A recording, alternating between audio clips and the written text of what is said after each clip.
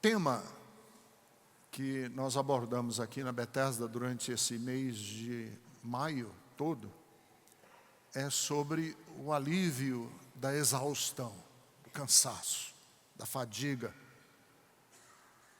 E eu acredito que Deus pode trazer um descanso inesperado.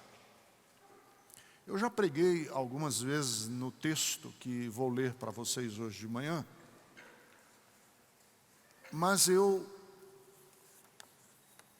quero voltar a ele para falar sobre o descanso inesperado que Deus pode trazer para a gente. O texto encontra-se no livro do Gênesis, lá no comecinho, no capítulo de número 28, e eu quero ler 9 versículos. Gênesis, capítulo de número 28, 9 versículos. Se você não tiver Bíblia, aí próximo de você, nós providenciaremos aqui na tela, mas eu sugiro que você tenha uma Bíblia. É o livro dos livros. Capítulo de número 28, a partir do versículo 10, Jacó partiu de Berseba e foi para Harã. Chegando a determinado lugar, parou para pernoitar, porque o sol já se havia posto. Tomando uma das pedras dali, usou-a como travesseiro e deitou-se.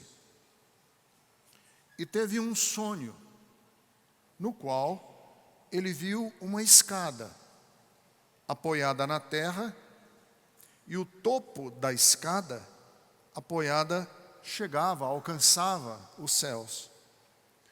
E os anjos de Deus subiam e desciam por ela. Ao lado dele estava o Senhor, que lhes disse: Eu sou o Senhor, o Deus do seu pai Abraão, o Deus de Isaque. Darei a você e a seus descendentes a terra na qual você está deitado. Seus descendentes serão como o pó da terra, e eles se espalharão para o oeste, para o leste, para o norte, para o sul. Todos os povos da terra serão abençoados por meio de você e da sua descendência. Estou com você e cuidarei de você aonde quer que você vá. E o trarei de volta a esta terra. Não o deixarei enquanto não fizer o que lhe prometi. Quando Jacó acordou do sonho,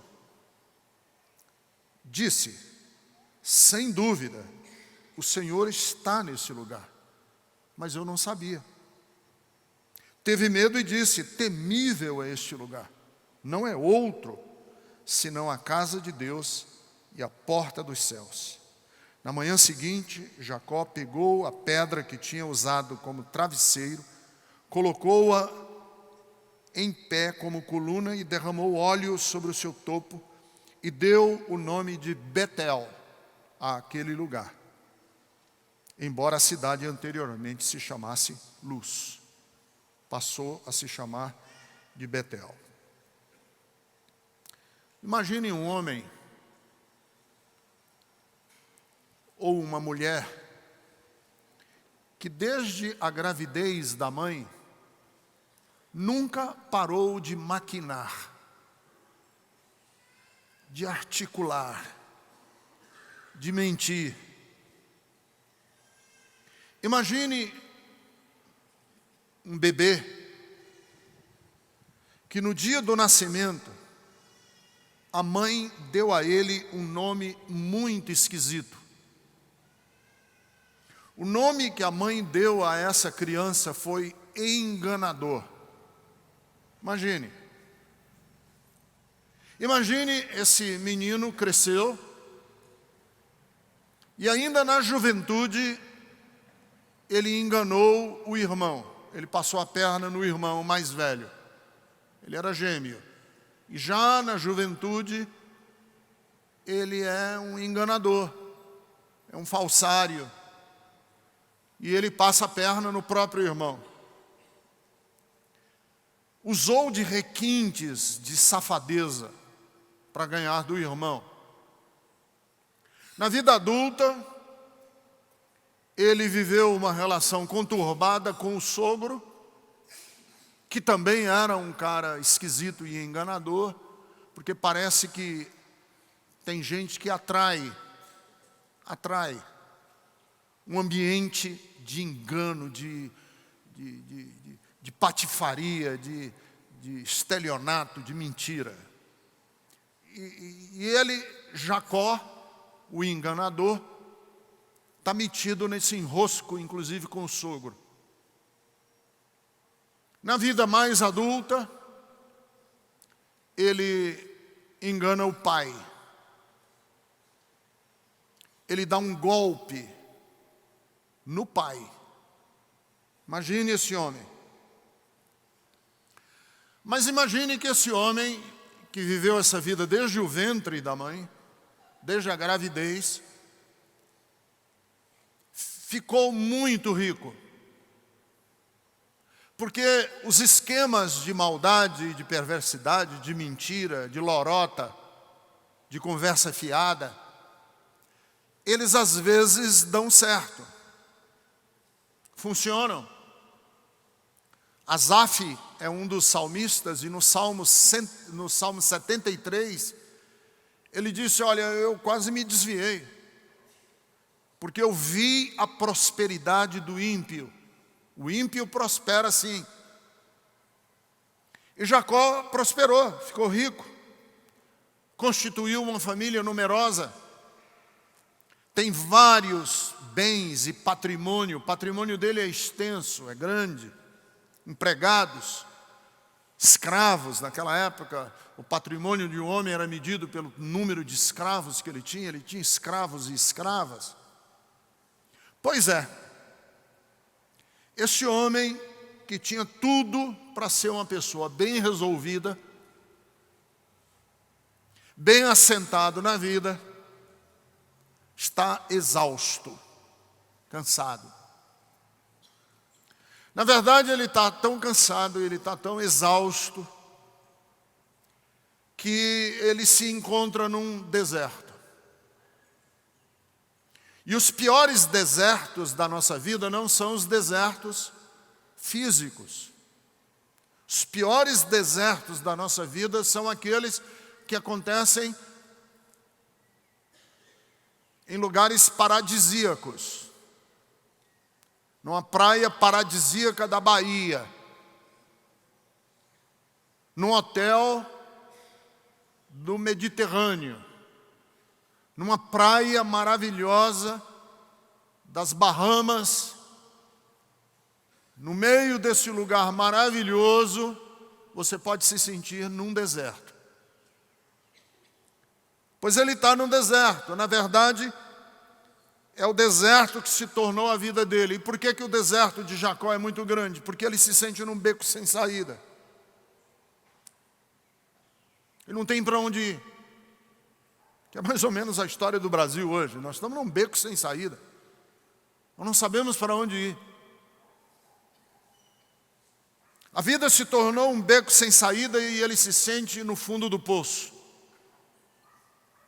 Está cansado, está exausto.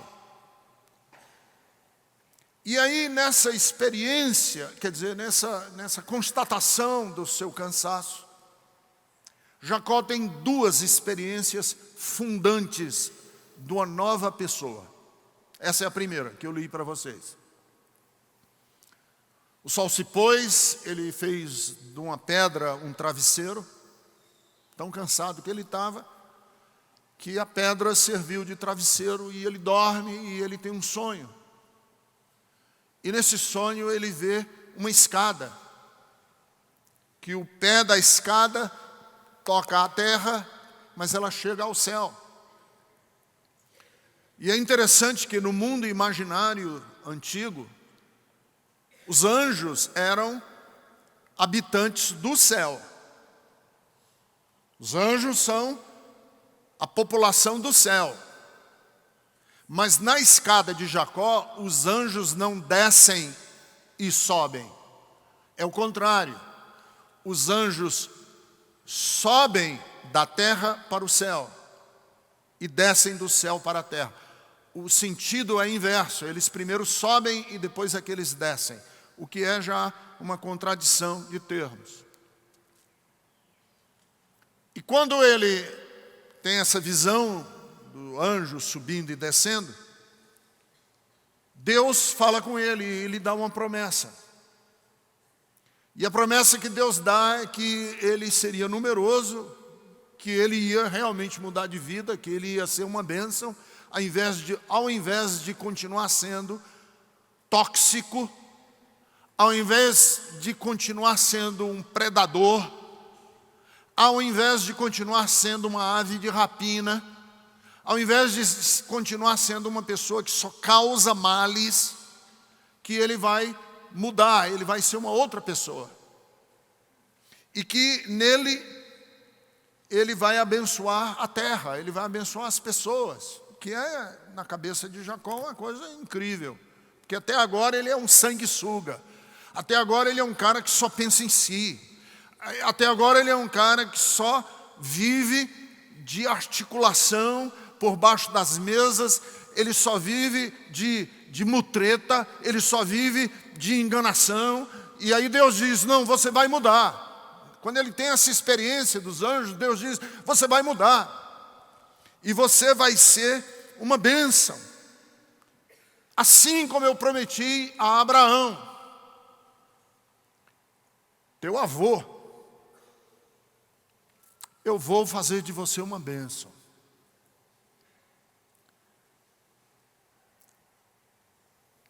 Qual é o descanso inesperado de Deus na vida de Jacó? Por que é inesperado? Porque ele tem uma expressão que ele diz assim, Deus estava aqui e eu não sabia.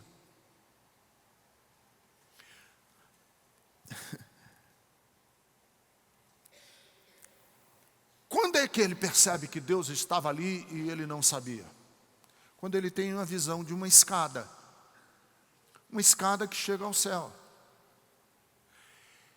E ele começa a descansar da exaustão de ser o enganador, na hora em que ele percebe e ele tem a compreensão. E se você quer parar a sua vida, você está cansado, quer mudar, é preciso ter uma compreensão de que muito do nosso cansaço, meu, seu, vem de nós não entendermos que nós somos eternos. Em outras palavras, Jacó estava cansado porque ele não tinha na conta da vida dele a eternidade. Ele não tinha na vida dele, ele não levava em conta que na minha e na sua vida, e na vida dele e na vida de todas as pessoas, nós temos que levar em conta que existe sim uma escada que toca o céu, que faz ponte com o céu. E muitos dos nossos problemas existenciais nascem da compreensão, ou da falta de compreensão, de que nós não temos essa compreensão, não vivemos como se a gente fosse viver na eternidade. Em outras palavras, a gente busca saciar a nossa sede naquilo que não sacia. Nós passamos a vida inteira buscando coisas que nos completem, que não completam. A gente vive a vida inteira buscando coisas que deem sentido à nossa vida e a gente não acha sentido na nossa vida. Por quê? Porque nós estamos buscando na fonte errada. E ele tem uma visão e ele diz, Deus está aqui. Por que Deus está aqui? Porque Deus deu a ele a compreensão de que o cansaço dele, de Jacó, era derivado de uma falta de compreensão de que ele, na verdade, nasceu com os pés na terra, mas ele tinha que ter o coração no céu. Por quê? Porque a riqueza não sacia, não é verdade? A gente já sabe disso, a riqueza não sacia. Dinheiro não sacia a sede existencial. Porque está escrito no livro do Eclesiastes que quem ama o dinheiro, está escrito na Bíblia, Eclesiastes capítulo 5, versículo de número 10, quem ama o dinheiro jamais se sacia dele. E eu conheço pessoas que passam a vida inteira em busca de darem sentido à sua vida com aquilo que não lhes dá sentido, aquilo que não tem força de dar sentido. O aplauso, a glória humana, a fama, o sucesso. João nos diz, no capítulo de número 10, versículo de número 43, que o que caracterizava os fariseus pequenos de alma é que eles buscavam muito mais a aprovação dos homens do que a aprovação de Deus. E eu conheço tanta gente que passa a vida inteira querendo dar sentido à sua vida, ganhando a unanimidade das pessoas, ser bem visto, ser benquisto das pessoas, em tese vai dar a eles um sentido existencial. Não dá. O que nos dá o sentido existencial da nossa vida? É quando a gente percebe que no lugar onde a gente vive, no lugar do nosso trabalho, no lugar da nossa vida inteira familiar, tem uma escada. E o topo dessa escada, em outras palavras, a sua família, o seu trabalho, tudo que você é, tudo que você faz, tem que ter uma escada que conecta você com o céu, que conecta você com a eternidade, porque é na eternidade que a gente pode beber da água da vida. Jesus disse: venha a mim e eu darei para você água viva. É conectado com os valores do Evangelho que nós podemos ter uma vida saciada, porque está escrito na bem-aventurança: bem-aventurados os que têm fome e sede de justiça, porque eles serão fartos. Uma vida farta, uma vida abundante, precisa do quê? Precisa dessa ponte, precisa dessa escada que liga a terra e liga o céu. Eu gosto muito de uma parábola que deu origem até ao livro do Leonardo Boff, que é a parábola da águia e da galinha. Ele escreveu até um livro sobre isso, que é uma metáfora da condição humana, minha e sua. E a história é a seguinte, que um camponês, um agricultor, estava lá capinando lá a mata dele, e ele encontrou um filhote de águia. Filhotinho, tinha caído do ninho e estava lá pequenininho ainda. E ele, o agricultor, levou esse filhote de águia para casa e criou essa águia como se fosse uma galinha dentro do galinheiro. E a águia passou a vida inteira dentro do galinheiro, ciscando com as galinhas, comendo milho com as galinhas, vivendo com as galinhas, sendo paquerada pelo galo. E quando era adulta, a águia, embora tivesse uma natureza de águia, se comportava como uma galinha. Até que apareceu lá na casa desse agricultor um inspetor do IBAMA. Na parábola não diz isso, é o que estou dizendo. Apareceu lá um naturalista, um inspetor do IBAMA, olhou e disse: não, isso não é galinha, isso é uma águia. Chamou a águia e disse: não, o que você está fazendo aqui? Olhe para o céu, olhe para as alturas.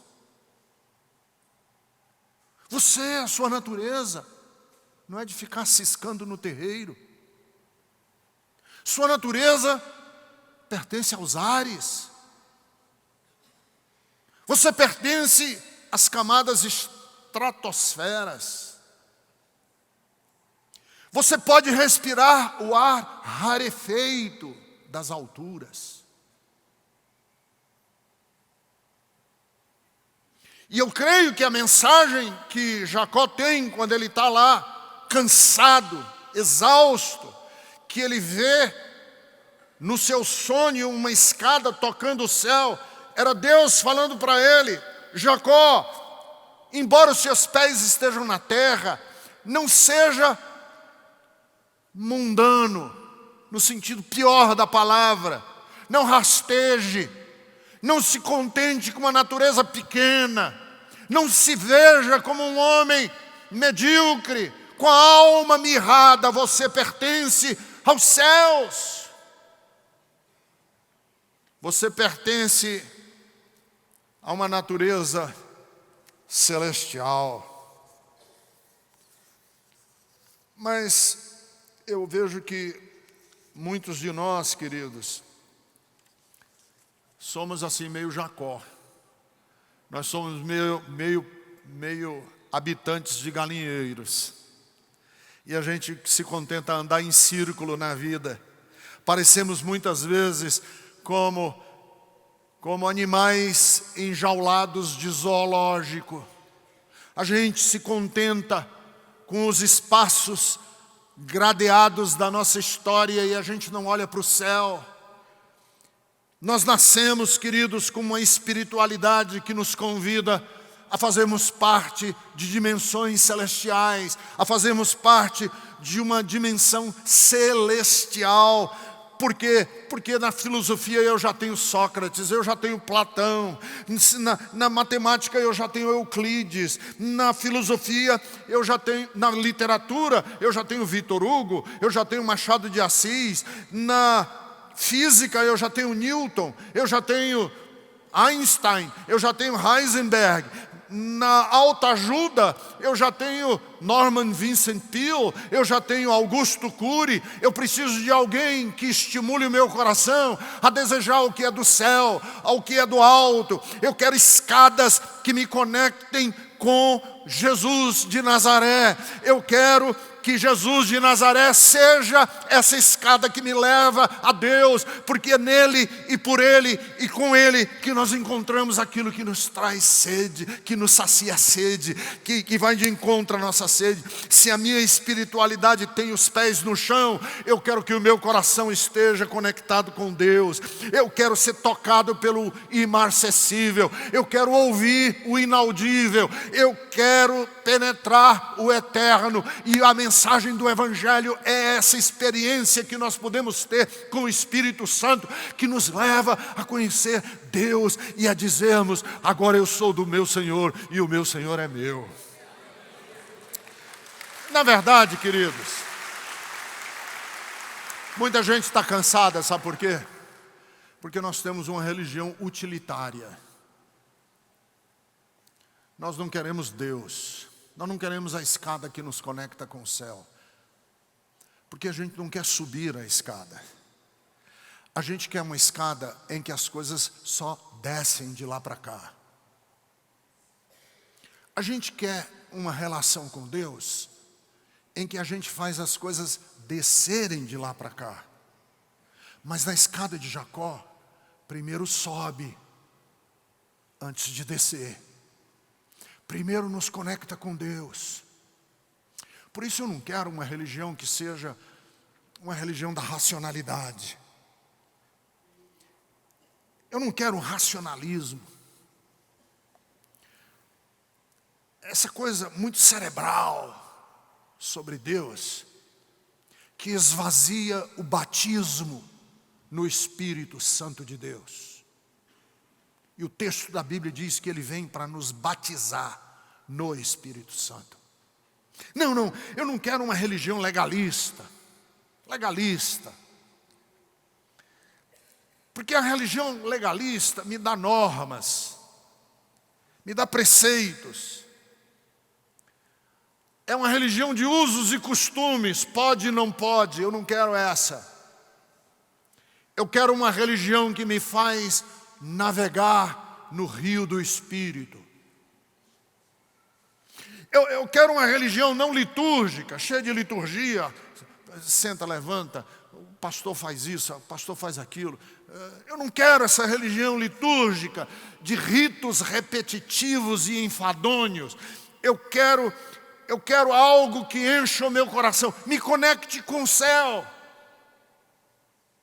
Chega de religião dogmática, chega de professor de teologia falando para a gente dos tio e dos cedilhas da Bíblia. Chega, eu quero uma igreja que deseja conhecer Deus de perto, que quer subir a escada de Jacó, porque eu digo para você, se você ousar subir essa escada com os anjos que sobem e com os anjos que descem, eu lhes garanto que você vai encontrar descanso, porque Jesus disse: venham a mim todos vocês que estão cansados e oprimidos, e eu vou dar descanso para a alma de vocês. Porque eu creio de verdade que quem beber da água que Jesus dá, nunca mais terá sede. Eu creio de verdade que quem conhece Jesus transforma a sua tristeza em alegria. Ele veio para transformar. Diga comigo, ele veio para transformar a minha tristeza em alegria. Agora, segunda coisa aqui, eu não quero demorar muito hoje pela manhã, mas eu quero trazer aqui para você assim, por que Jacó está tão cansado?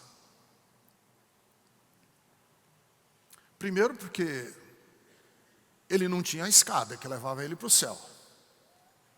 Ele vivia só mundanamente, no pior sentido da palavra mundano. A preocupação dele era rasteira, era de galinheiro. Ele não tinha preocupação transcendental, mística, do encontro místico com Deus, ele não tinha. E se ele pensava em Deus, era só para usufruir Deus. Segundo, ele desprezou o lugar sagrado. Por que Jacó está tão cansado? Porque ele não tinha compreensão da sacralidade do ambiente em que ele morava, que ele vivia, da sacralidade da família dele, da sacralidade das relações. As minhas relações são sagradas.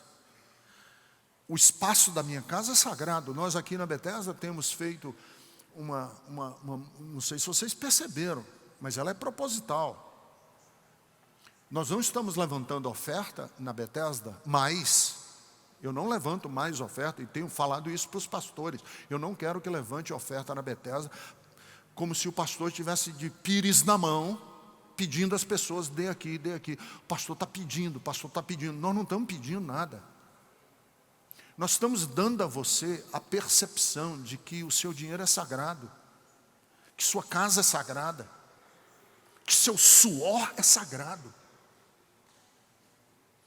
E a noção de que o meu suor, o calo que eu faço na minha mão para trabalhar, é sagrado, eu consagro no altar da minha igreja, que é o lugar onde eu me alimento espiritualmente.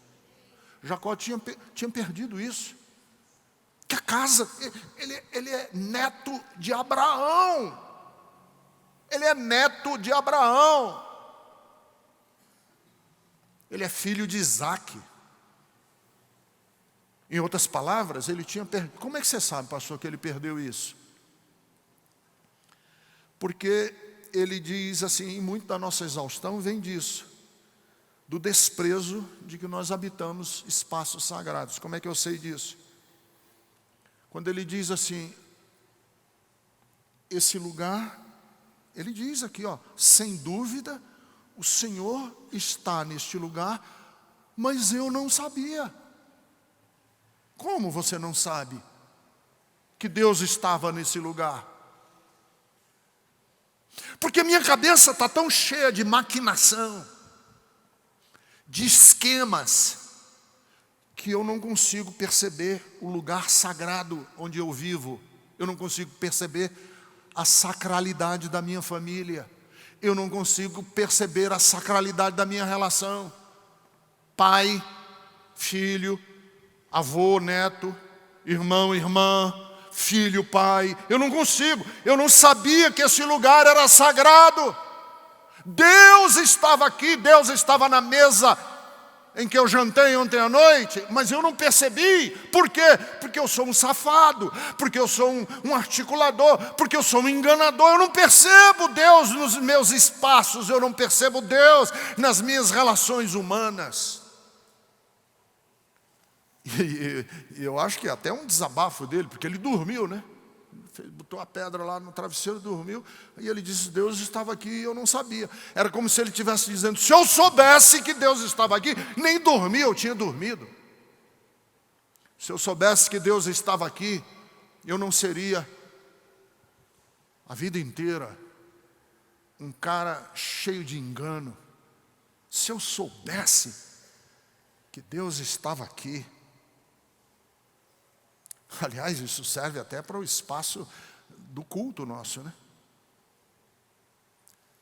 Porque se você soubesse de verdade que Deus estaria na Bethesda domingo de manhã, você não ficava assistindo corrida de Fórmula 1. Concorda comigo? Se eu soubesse de verdade, se eu dissesse assim, eu tenho certeza que Deus vai estar lá, eu não ficava. Se eu soubesse de verdade que o meu emprego, o meu trabalho foi uma dádiva de Deus, foi uma bênção de Deus na minha vida, eu não trataria meu trabalho com tanto desprezo. Aliás, eu nem enganaria meu patrão. Eu nem seria um mau funcionário, um mau empregado. Eu não seria um péssimo médico. Se eu soubesse que essa profissão chegou nas minhas mãos como uma missão divina.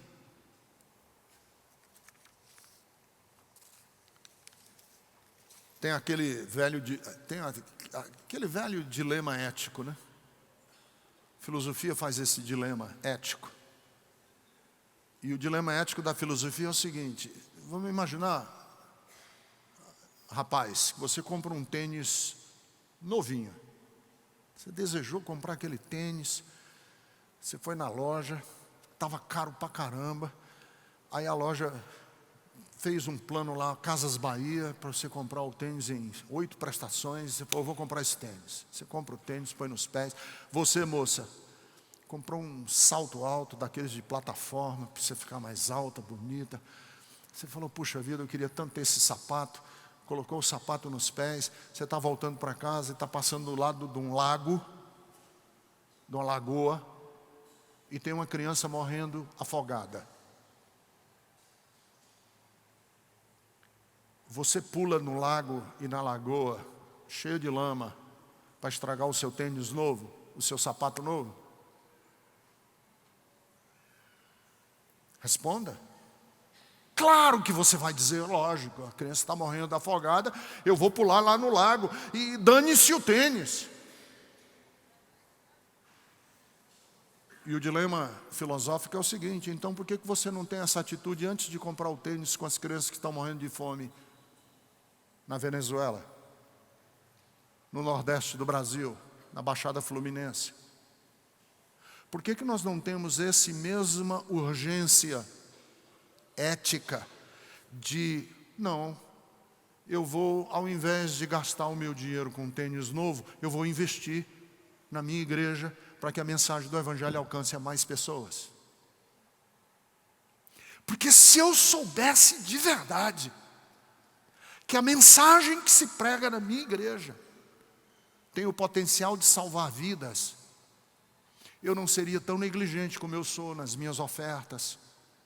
Eu não daria um troco só para descarga de consciência quando eu vou lá no altar. Eu não daria uma de migué dizendo assim, outro está dando, eu já ajudo com o DAC, eu não vou ajudar não. Não, ontem eu fiz aqui, aliás eu também ajudei ontem aqui, fizemos aqui um mutirão, pintamos, já ajudei com os mutirões, não é minha responsabilidade. Se eu soubesse de verdade, eu teria uma outra postura, se eu considerasse que a vida é sagrada, e eu tenho uma responsabilidade com ela. Jacó disse, Deus estava aqui, e eu não sabia. Pois deixa eu lhe dizer, Deus está com você nos espaços que você não considera, nas atitudes que muitas vezes você nem leva em conta. E é essa responsabilidade que a gente tem que ter com a vida, quando a gente enfrenta, muitas vezes, a nossa exaustão, e a gente está cansado por causa disso. Porque a gente não presta atenção, né? Não presta atenção aos desafios da vida. Deixa eu ser bem rápido aqui, que eu vou terminar já. Jacó estava cansado, porque na verdade ele estava fugindo, né? Foi um homem que passou a vida inteira fugindo de si, fugindo do pai, fugindo do irmão. Mas que a única relação que ele tinha, e aí os psicanalistas depois podem ajudar você, eu não consigo, a única relação que ele tinha, mais ou menos, era uma relação maternal. Tinha aí uma relação aí, filho-mãe, que era um negócio meio esquisito. Ele e a Rebeca. Mas o resto, ele é um homem em conflito com o mundo. Ele é um homem caçado pelo irmão, caçado pelo sogro, ele está fugindo de si. E é muito interessante que quando o Jacó engana o pai dele, isso aqui também dá um lance de psicologia maravilhoso. Quando Jacó engana o pai dele, o Isaac, que o Esaú era peludo. O Esaú tinha muito pelo. E o Jacó, para enganar o pai, colocou uma capa de bicho aqui no braço, e o pai passou a mão no braço do filho e disse: quem é você, meu filho? E Jacó responde, sabe o quê? Quem é você, meu filho? Ele responde: eu sou Esaú. Eu sou Esaú. Na outra experiência que Jacó vai ter com Deus, Deus pergunta para ele: qual é o teu nome? E ele tem que se assumir, porque até aí ele é um Jacó fugindo de si mesmo e assumindo a identidade do irmão mais velho, assumindo quem ele não é, assumindo uma mentira, vivendo uma mentira. Aí quando ele encontra com Deus, Deus diz: qual é o teu nome? E ele tem que admitir diante de Deus: eu sou o enganador, com E maiúsculo, eu sou o Jacó.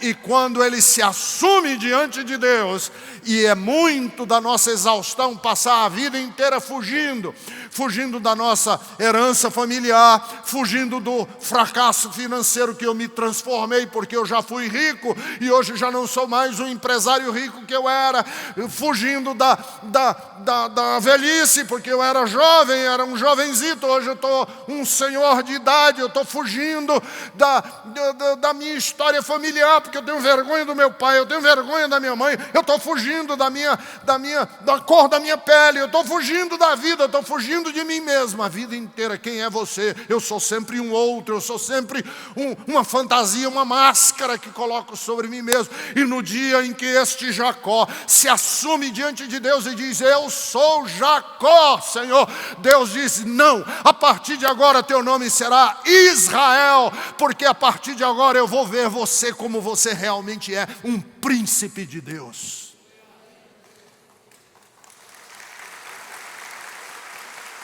E eu vou terminar dizendo assim: a gente só é aliviado das nossas crises, dos nossos problemas e da nossa exaustão quando a gente assume e a gente entende que na nossa fadiga Deus está presente, inclusive nos ambientes malvados em que a gente vive. Jacó está num deserto.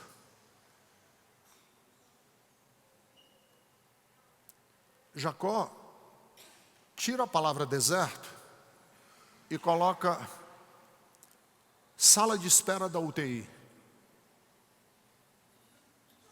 Jacó está na sala de espera da UTI. Tira a palavra as palavras sala de espera da UTI e coloca sala de hemodiálise, sala da quimioterapia. Coloca aí, sala de espera do psiquiatra. Coloca aí, ele está num lugar horrível. Ele está na calçada do presídio para visitar o filho que está preso. Ele está esperando a liberação do corpo do IML. Tudo isso é deserto. São os desertos da nossa vida. Ele está voltando para casa, porque acabou de receber a notícia de que foi despedido. Ele está voltando da audiência do juiz em que foi decretado o divórcio. Ele está com a notícia de um diagnóstico de uma criança com deficiência. Isso tudo é deserto. São exemplos de deserto que a gente atravessa na vida. Deixa eu falar uma coisa. Em todos os desertos, em todas as circunstâncias, você pode dizer: Deus estava aqui. Deus estava aqui, porque Deus está. Dizem os rabinos que quando Deus apareceu a Moisés numa sarça ardente, vocês lembram da história? Eu preciso sempre lembrar, porque tem gente aqui que não conhece bem a Bíblia. Moisés, o grande libertador de Israel, estava no deserto e ele viu um arbusto pegando fogo. E Deus estava nesse arbusto. E tem uma corrente de rabinos que diz assim: o arbusto, a sarça que estava pegando fogo no deserto, não foi um sinal, foi um teste para Moisés. Não foi um sinal, foi uma prova se ele prestava atenção. Porque o milagre de Deus está não no milagre, está na sua capacidade de prestar atenção. Porque se você não prestar atenção, anjos vão aparecer e você não vai notar. Se você não prestar atenção, o arbusto vai pegar fogo e o fogo não vai consumir os galhos do arbusto e você não vai perceber. A água se transforma em vinho e você nem notou, porque você é um dos convidados da festa que só bebeu o vinho e diz: está ótimo. O milagre é se você passa no teste de prestar atenção. E quando você estiver no deserto da sua vida, qualquer que seja ele, mais terrível, a dor e o sofrimento pior, você consegue prestar atenção? Prestar atenção nos detalhes, porque Deus está lá. Deus vai estar com você e está com a gente. Presta atenção. Nessa desarrumação que estava o Brasil, presta atenção. Preste atenção, porque na nossa capacidade de prestar atenção, nós podemos ver Deus e ser tocados pelo Senhor da nossa vida. Fique em pé, eu quero orar com você.